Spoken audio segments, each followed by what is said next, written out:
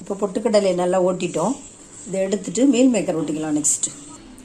இப்போ பார்த்தீங்கன்னா meal maker வந்து கொஞ்சம் கொஞ்சமாக போட்டு சின்ன மிக்சியில் ஓட்டுறதால நான் 2 தடவையாக போட்டு ஓட்டி வச்சுக்கிறேன். மீல் மேக்கர் பார்த்தீங்கன்னா இந்த மாதிரி இந்த கன்சிஸ்டன்சியில் நம்ம ஓட்டி வச்சுக்கணும்.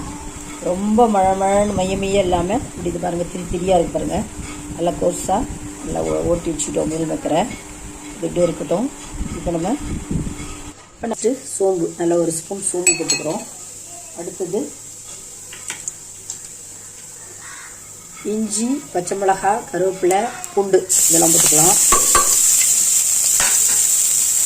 எல்லாத்தையும் நல்லா வறுத்து விட்டுக்குவோம். இந்த ஆயிலே நம்ம வறுத்து விட்டுக்குவோம். கொஞ்சம் லைட்டாக வறுத்தா போதும், ரொம்ப வறுக்க தேவையில்லை. இப்போ ஸ்லோ பண்ணிவிட்டு கொஞ்சம் லைட்டாக நம்ம வறுத்துப்போம். அடுத்தது இதுலேயே பார்த்திங்கன்னா நம்ம என்ன போட போகிறோம்னா